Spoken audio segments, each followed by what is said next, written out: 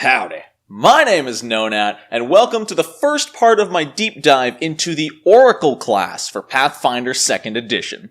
If you didn't watch my update video, this is probably pretty shocking, but I'm not going to dwell on the lack of facial hair.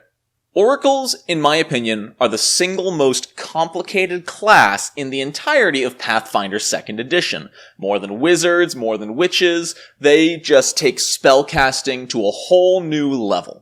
And that's the reason I'm organizing this two-part deep dive the way I am. In this video, we will not be covering any of the Oracle class features, any of the Oracle feats, or even the base starting proficiencies for Oracles. This video is entirely about Oracle mysteries, because this is the single most complicated part of the Oracle.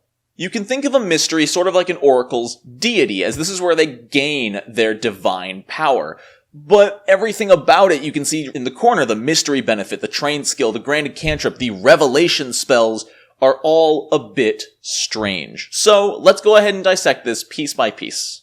But before we get too deep into this, I'd like to give a shout out to the sponsor for today's video. The Only Sheet 2nd Pro Edition is one of the most powerful character managers out there for Pathfinder 2e. From its simple and effective character creation tools, to its compact dashboard tracking active effects, to its unmatched ability to integrate your own unique homebrew, you can do almost anything in this program. With a completely customizable interface, the Only Sheet can do as much or as little as you need it to, and so much more. The program is also packed full of information. It already contains content from 5 different Pathfinder 2e sourcebooks, and is currently working to implement Lost Omens Legends and the Pathfinder Society Guide as well. So check out TOS 2nd Pro Edition by following the links in the description. There's a link to their website, as well as a link to a beginner's guide video I did for the program. Thank you to the Only Sheet 2nd Pro Edition for supporting the channel. Now let's get back to Oracles. So starting off, every mystery will have a flat benefit. You gain this permanently and passively as long as you have that mystery, which will be always. You'll gain trained proficiency in a skill, much like a deity. You'll gain a free cantrip to your spell repertoire, in addition to those gained through your normal spellcasting. You will also gain that mystery's initial revelation spell. These are your focus spells as an oracle. Now, I'll go over this again in the next video, but worth pointing out is oracles begin with 2 focus points.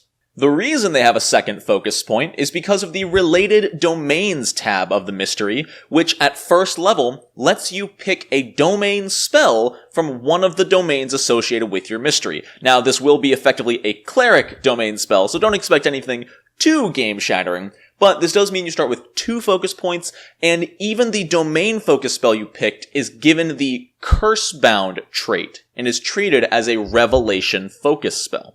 So I keep throwing this around. What is a curse-bound revelation focus spell? Well, it's completely unique to the Oracle, as you might expect. You see, any mystery you pick as an Oracle comes with a curse. The drawback to having these mysteries and these focus spells and this incredible starting power is that whenever you cast a revelation focus spell, your curse advances. Your curse will always be in one of 5 states: inactive, minor, moderate, major, or extreme. By default, every morning you start with an inactive curse. However, the first time you cast a revelation spell, you gain the minor curse drawback, and sometimes benefit, of your curse. So you're exacerbating your curse by drawing upon its power. If you use another focus spell, you agitate it even further into a moderate curse, which usually comes with greater benefits and greater drawbacks. At level 1, moderate is the worst stage of curse you can attain, but as you increase in level, you will unlock the ability to agitate it to the point of major and extreme effects, often, coming with major and extreme benefits alongside major drawbacks. Should you ever take the refocus action to gain a focus point back, no matter how high your curse is, it will return to its minor stage. And there is no way to remove that minor effect of your curse until your next long rest and daily preparations, where it becomes inactive again until you use your next focus spell. Also worth mentioning, while difficult to do, if you somehow get enough focus points, then if you are already at Moderate Curse and you use another Revelation focus spell, you will become overwhelmed by your curse. Being overwhelmed, in all honesty, is not the biggest deal. It sounds a lot scarier than it is. You just cannot use any more focus spells, no matter what. The big downside here is that they are sealed off from you either for 8 hours or until your next daily preparations, whichever comes first. So if this happens early in the day, even if you refocus and reduce your curse back down, you still cannot cast any more focus spells for 8 in-game hours. With the basics, that's all the basics. I've been recording for 8 minutes. With the basics out of the way, in today's video, we are going to go through each of the mysteries, go through their benefits, their skills and everything, the cantrips they give you, as well as their revelation spells. I won't be covering any of the domain spells and cantrips, as those are all already existing from other sources. In this video, I will go through a mystery, its curse, each stage of the curse, and then its unique revelation spells. There are so many mysteries to pick from, so let's go ahead and get started. If you made it through that whole explanation and you're somehow not lost, congratulations! Like I said, this is the most complicated class in Pathfinder 2e right now.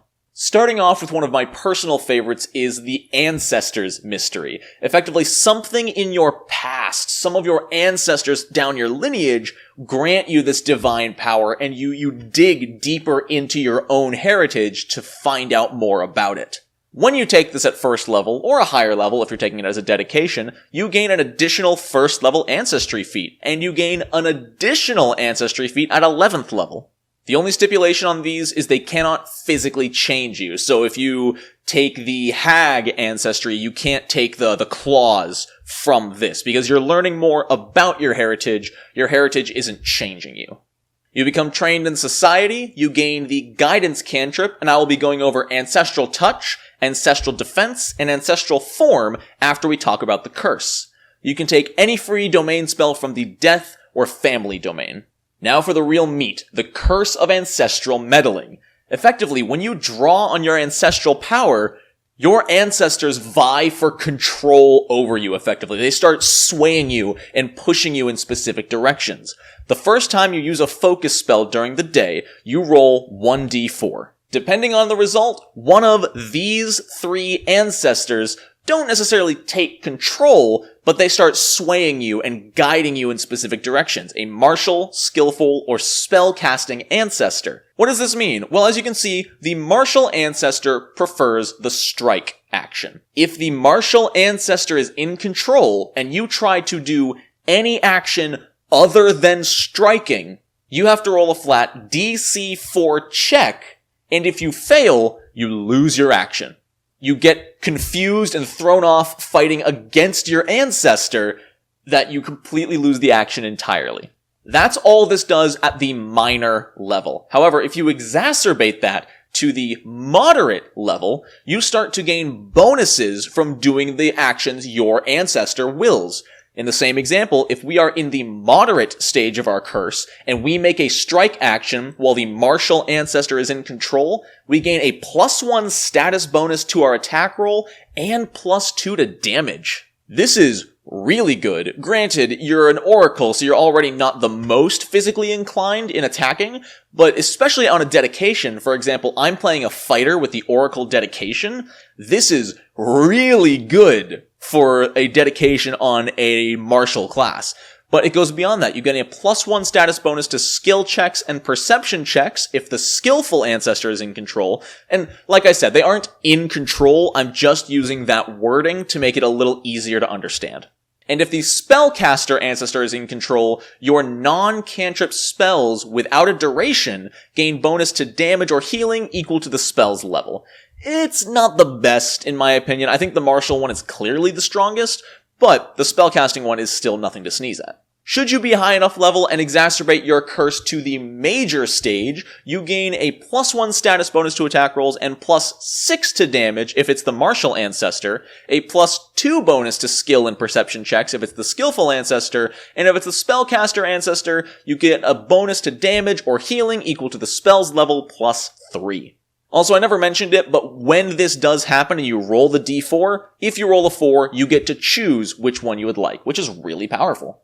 Now, this is all well and good, but one thing I didn't mention about the moderate and major curses is that should you attempt any check aside from the ancestor's favored check, the DC gets higher and higher. If you're under the major curse benefits and you're a martial ancestor kicks in and you try to cast a spell, well, you have to succeed a flat DC 8 to actually cast the spell, or else you lose the action. It gets pretty brutal to the point where you have to do what your ancestors are telling you to do. What makes this even more dangerous in combat that I have not talked about yet is if you use a focus spell out of combat, one ancestor takes over and that just goes with it. Sits like that, the ancestor does not change. However, if you use a focus point in combat, then a new ancestor takes over and you roll the d4 at the end of every turn. So every single turn, a different ancestor could take over and push you in a different direction.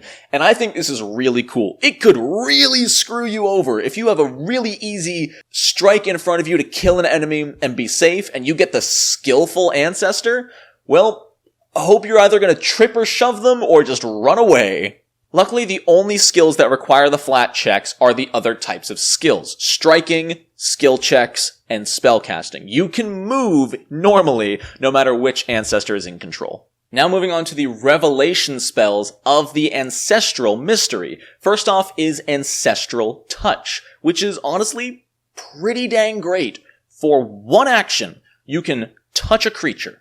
They make a will save, and on a crit success, nothing happens. On a success, they take half of 1d4. On a failure, they take 1d4 and become frightened. And on a critical failure, they take double damage and become frightened too. For one action, this is incredible. The best part of this is that it is not an attack action. It's not an attack roll. It doesn't have the attack trait. What this means, and I bring up my fighter with the Oracle dedication again, is for your first turn, you can touch something. Should it fail or critically fail, it is now frightened, reducing its armor class, and then you can make your attack at full bonus, and their AC is reduced. Couple this with a way to make them flat-footed like you're flanking. This is absolutely insane. This is one of the strongest focus spells I've ever seen. Especially for first level. This is nuts. This one action combined with flat-footed can give a target -4 armor class at level 1. Ancestral Defense is really simple. As a reaction, you can spend a focus point when you attempt a will save. You have to do it before you roll the save, but you get to roll with D&D advantage, which is 2 d20s, take the highest. However, the second you do this, you have to punch your chair, and then roll a d4, and change to the appropriate ancestor right then and there. Simple as that, though. It's good. It's just a reaction to gain advantage on a will save. If this is in a dire situation, that's really solid. Ancestral Form is kind of sad to me as the capstone revelation spell. It's not one that I would find myself using too often, but it's similar to Sanctuary spells of older games, which I don't actually know if Sanctuary is in Pathfinder 2e. I'll have to check on that. But basically, for 2 actions, you gain resistance 10 to all damage. You become incredibly resilient. You can also fly and squeeze through tiny cracks in walls. You can't move through physical objects, but you basically become a ghost, and you can only take full damage from ghost touch, runes, and force damage. That resistance is also increased to 20 against non-magical and precision damage. So overall, you become very, very difficult to kill. However, you cannot cast any spells, activate any items, or use any attack or manipulate actions. So this is effectively, don't touch me, leave me alone! It's basically a get-out-of-jail-free card. If you're in a place where you're about to get murdered, you can get away using this spell. You will take incredibly reduced damage and be able to fly away for up to 1 minute. So it is good when it's necessary, It just will not come up super often. Whoa, wait a second. Guys, I'm getting a vision. A vision? What is that? You're my ancestor! What do you want to tell the people? Subscribe! Ring the bell! Like the video! Where'd I go? Anyway, that's ancestral form. Let's move on. The battle mystery. You draw your power from the wars of the past and the knowledge and power that fuels wars at their core. Even celestial battles and wars beyond the material plane. Should you take the battle mystery, you instantly become trained in heavy and medium armor, and at 13th level you increase to expert in both of those. You also get to choose one weapon group, and you become trained in martial weapons of that group. At 11th level, you become an expert in them. Honestly, not great. You compare this to any other martial class who gets expert at, I think, 5th or 7th level. Even with the battle-focused mystery benefit, you're gonna be behind in melee.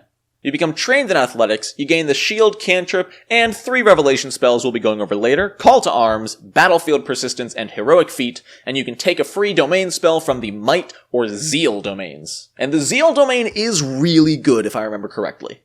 And you become afflicted by the Curse of the Hero's Burden should you use any focus spells. One thing I love is that while the curse is active, you smell faintly of steel and blood, and you cannot remove the scent.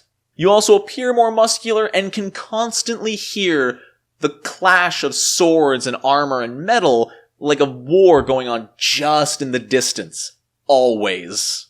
The Monarch Curse, in my opinion, is kinda lame. You are always taking a -2 penalty to your armor class, but if you ever make a strike action, you can suspend that penalty until the start of your next turn. So as long as you attack every turn, you don't take the armor class penalty, which, with this build, probably is happening. That -2 also applies to saving throws, by the way, so you really want to make sure you're doing this. The Monarch Curse is where this mystery really starts to kick in. When you make a strike, you don't reduce the -2 penalty completely anymore. You only reduce it to a -1 penalty. But you also deal 2 additional damage with weapon and unarmed damage rolls. The big one is that as long as the combat encounter you're in is non-trivial, you gain fast healing equal to half your level, which is just at the start of each of your turns, you gain that many hit points. This is a really rare case where a player, especially technically a level 1 player, can have the fast healing ability and just slowly regenerate their health as long as they're in combat. That's really cool. At 11th level, when you can incur the Major Curse, the fast healing becomes equal to your level, so at level 11, healing for 11 hit points every turn is really solid. The damage bonus goes up to a +6, you get a +1 bonus to hit with weapon and unarmed attack rolls, so this is actually the same bonus as the Martial Ancestor Major Curse, but you are permanently stupefied too as long as the curse is in effect. This means that pretty much anything mental related, any kind of intelligence, wisdom, charisma, skill checks, any of those, your will saving throws, all at a permanent -2. It also doesn't say what happens to your penalty, but I assume it stays the same as the moderate, where when you make a strike, it reduces the -2 to -1, which means that -1 is still in effect. So on top of your stupefied 2, while under the Major Curse, you're at a permanent -3 to will saves at best, -4 if you don't make a strike that turn. That's really brutal, and I'm not sure if the reward is enough. We'll know more when we talk about the revelation spells, though. Now, the battle mystery focus spells, starting with Call to Arms at 1st level, is pretty good.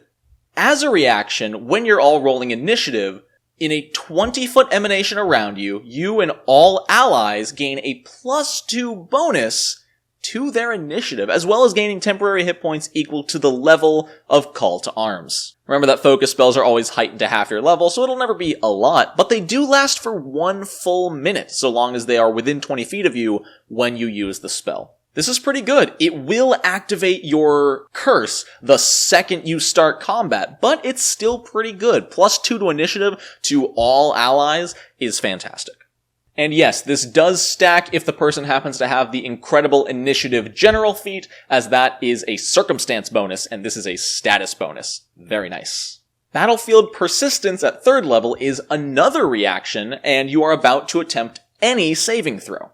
When you use the reaction, you get a flat +2 status bonus to the saving throw, and if it happens to be an incapacitation effect like Charm or Sleep, you treat yourself as if you were 2 levels higher. So if you're level 6 when you use this, and someone targets you with a level 6 incapacitation spell, you become level 8 for the purposes of the incapacitation trait, and you treat your success as 1 higher.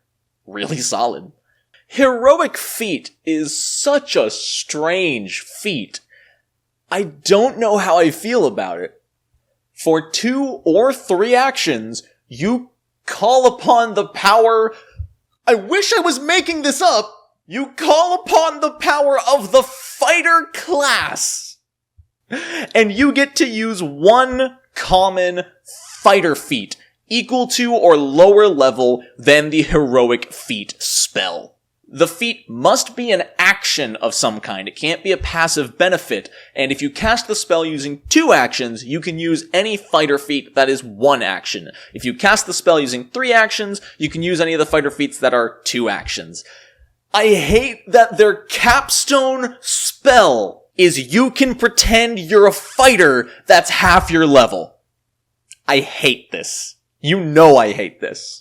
Sorry, Battle, but that might be my least favorite focus spell ever. The Mystery of Bones. Pretty self-explanatory. You derive your divine force from the mystery that is death. Dying. What happens? Where do we go? What happens to our soul? What is death? That entire mystery fuels you. This mystery benefit is pretty lackluster. During your daily preparations, you can choose to switch from positive healing to negative healing, like an undead. That's really all it does, and if you already happen to be undead or you're a Dhampir heritage, you can instead reduce the DC of your recovery checks by 1. Instead of 10 plus dying, it becomes 9 plus dying. This might be the most underwhelming mystery benefit, in my opinion. You become trained in medicine, you gain the Chill Touch cantrip, as well as the Soul Siphon, Armor of Bones, and Claim Undead Revelation spells at appropriate levels, and you can take any domain spell from the Death and Undeath domains. You're also afflicted by the Curse of Living Death. Your skin is always sort of pale and pallor, you have a faint smell of earth, and your skin is always deathly cold. While under the Minor Curse, you only get a penalty, which is that non-magical effects that would heal you for half as much. Additionally, your skin begins to rot and your bones stick out. Ooh, delightful. The Moderate Curse forces you to become Drained 1, which reduces your max health by your level. Additionally, this Drained 1 condition cannot be removed by anything but the refocus and long rest activities. Should you be afflicted by another instance of Drained, it is cumulative and can increase your Drain stack. However, the other points of Drained can be reduced normally to a minimum of Drained 1. The plus side is you gain resistance to poison equal to half your level and a +4 status bonus to saving throws against diseases, poisons, and death effects, along with automatically crit succeeding against them. So, a little bit situational. When it comes up, it's really good, but this is more like a +3, because the Drained 1 condition reduces your Constitution modifier on all your rolls by 1, effectively. So your Fortitude save against these will gain a +4, but also a -1 from Drained. Also worth mentioning, I did just double check, all later, stronger stages, such as the Major stage of curses, do cumulatively stack with the effects of the lower stages, such as the Moderate stage. Which brings me to the Major Curse. Now, along with being permanently Drained 1, you are also permanently Wounded 1. Which means if you go unconscious, you start at dying 2 instead of dying 1. If you should refocus and reduce your curse, it will remove the condition same as Drained. Now, the plus side of this is that you are impossible to kill unless they knock you down 3 times. The reason for this is, should you be dying and forced to make a recovery check, rather than rolling, you can choose to succeed. You don't even have to choose, you can still roll if you'd like, but you can just say, no, dying goes down. And your wounded still accrues normally. The first time you go down, you'll get up and you'll become wounded 2, but you can just... The only way you're going to die is should you be knocked down repeatedly. This is some kind of cool buffer to have on your character, a very safe character to play, even though they can technically go down less than everyone else. It is assured that only the final knockdown will be lethal. Additionally, you can no longer critically fail against poison, disease, or death effects. If you crit fail or fail, it's a failure. If you succeed or crit succeed, it's a crit success. Some solid stuff. Soul Siphon, for the Bones Revelation spells, is pretty good. It's not unlike the Ancestors level 1 spell. It's a 1-action spell with a 30-foot range that forces a saving throw. Should they critically succeed against the saving throw, nothing happens. Should they succeed, they take half of 1d4 negative damage. Should they fail, they take the full 1d4 and become drained 1, which, remember, deals additional damage equal to their level. Should they critically fail, they take double damage from the 1d4 and become drained 2, reducing their health by double their level. Along with the 1d4 of it being increased every time it's heightened, that drained condition will always be useful. The only downside is that monsters in particular tend to have very impressive fortitude, so a critical failure might not happen super often. But a normal failure becoming drained 1 reduces their future fortitude saves. Again, I mentioned this a long time ago in an old video. I'm personally not a fan of saving throws whose end result lowers that same saving throw, because what's the point? You already succeeded or failed or whatever. I'm not a fan of, like this, a fortitude save that reduces future fortitude saves. I'm not a huge fan of that. I like to be able to circumvent it, like using a will save to reduce their fortitude saves. I think that's a cool idea, weaken them in some way, but that's not what this video is about. Moving on to the next focus spell. Oh, also, I didn't mention, but all the damage you deal becomes temporary hit points on you. Armor of Bones is just really good, honestly. It's really pretty good. For 1 action, you gain 3 resistance to cold, electric, fire, piercing, and slashing damage. You basically become a skeleton. I believe those are the exact same resistances a skeleton had. This lasts for 1 minute. It doesn't change your armor class or your armor or anything, and every 2 levels after you get this spell, the resistance goes up by 1. Pretty dang good. It's unfortunate that this isn't on something like the Battle Oracle, who's actually going to be in melee. I bet you could make this work with melee, but if you're a Bones Oracle, you can only wear light armor, so you'll have to work for it. Claim Undead is really, really, really cool. For 2 actions, you can target an undead creature, force it to make a will save, and should it fail, it follows your orders for 10 minutes. You cannot force it to do anything self-destructive, and at the end of every turn, or out of combat every 6 seconds, it will attempt a new saving throw, which, should it succeed, it still becomes stunned 1, but it does fight off your commands. And if it critically succeeds, nothing happens, of course. You really want it to critically fail, because then it will not get a new saving throw unless you issue it a new command. So keep in mind, this spell does not make them your minions. There's a difference between something following your commands and being a minion. This becomes more neutral towards you and does what you say, not even necessarily liking it. It just has to. Also keep in mind, this is an incapacitation effect. So if it is higher level than double the spell's level, then you're SOL. I guess not fully SOL. It treats a success as 1 higher. So if it critically failed, it would still work. Moving on to the Cosmos. Space!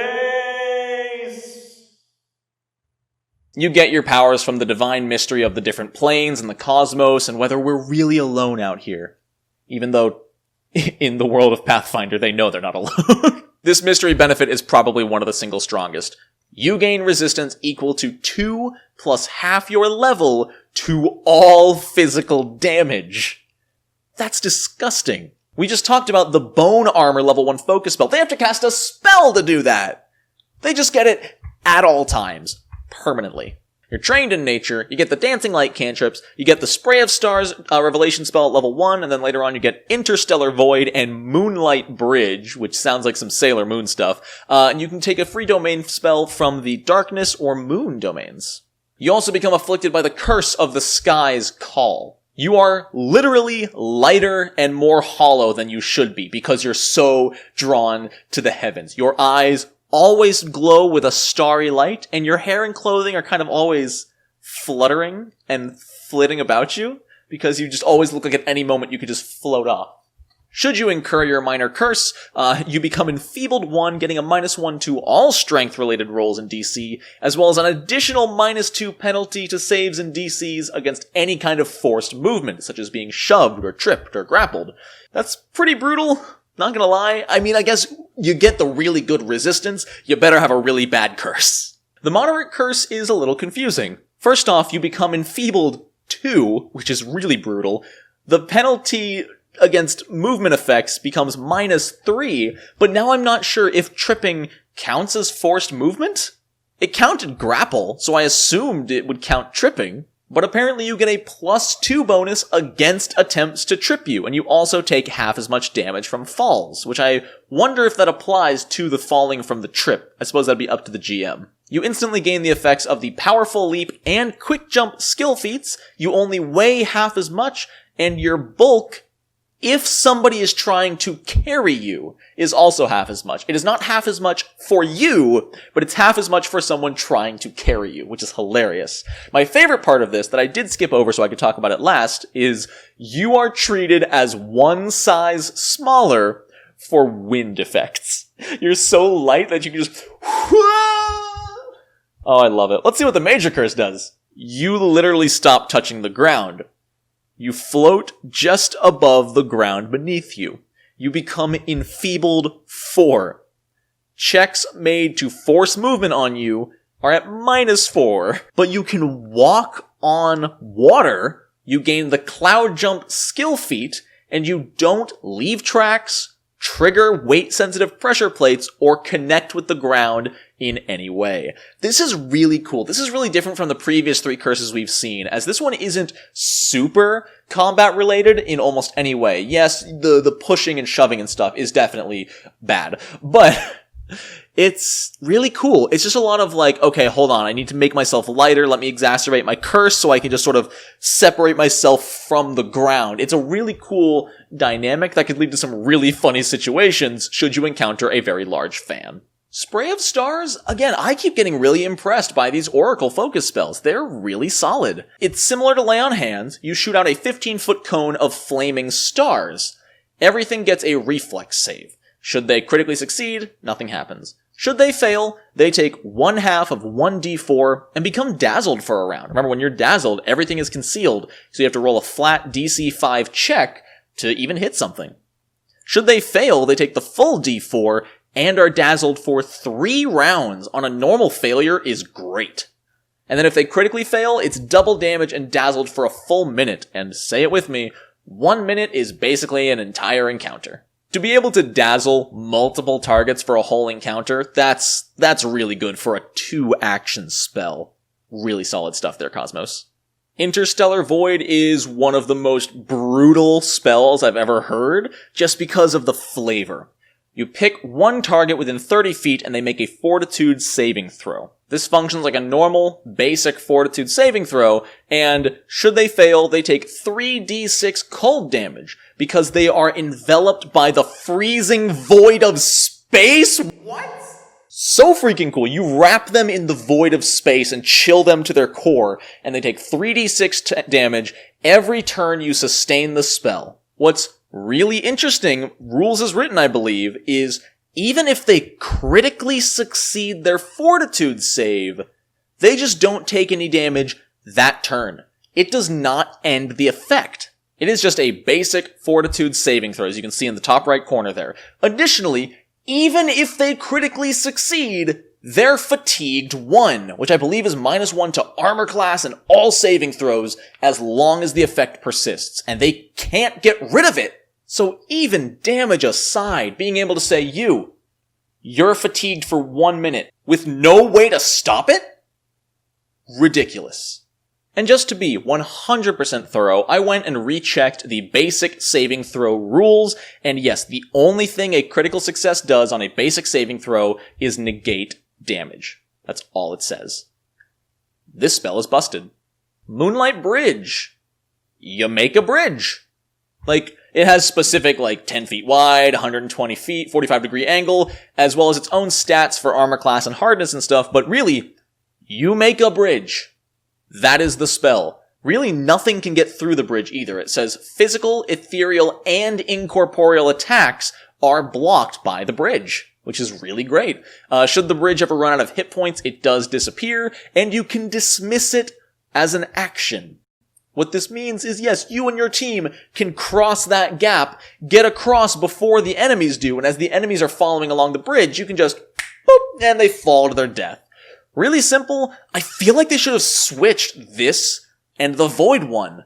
I feel like the Void is so much stronger. And that should have been level 12, whereas this could have been level 6. I don't know. This is amazing. This is really, really strong. But the Void one is just insane. But, being able to make a bridge, it's useful. Really, really useful. Guess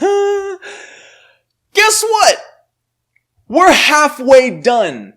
I am making an arbitrary decision. I've been recording for 1 full hour. This is gonna be a 3-parter, y'all. I'm sorry. I know you don't necessarily want to split it into so many videos, but I was not kidding when I said the Oracle is the most complicated class in Pathfinder 2e. We are covering one aspect, granted, the main aspect of the class, but we have covered 4 out of 8 mysteries in this video, unless I've lost count. I think we've done 4, and I've been recording for an hour. This is insane. There's going to be another part where I explain the other 4 mysteries coming out next week, as well as the final part of the Oracle where I explain everything else. I'm sorry to split it up, guys. I just don't want to upload 1 hour, 2 hour long videos. You know what I mean? It's just not approachable. So I hope you understand me cutting the video here like I did with the Barbarian. It's just a necessary evil when you're covering so much content. So here at the end, I want to do my usual thanking you for watching, thanking my patrons. That side, there they are. You were hiding from me. Don't hide. Show yourself. You know what? Full screen patrons. There you go. Oh man, thank you guys so much for supporting what I do. Thank you for liking the video. Thank you for leaving a comment, even if that comment is just, here's a comment for the algorithm. Those ones make me smile every time. Thank you guys so much for watching. I hope you have a wonderful rest of your day. The second part of this should be up next week. I'm not going to let this take days upon days to release the future ones. This is coming out on Friday. The second half of the mystery should be out Monday. And then I believe I will be uploading the final part of the Oracle on Tuesday. So hopefully just the next 3 videos will be bam, bam, bam, Oracle, thank you, ma'am. So I hope you all have a wonderful rest of your day. And until next time, no nat ones.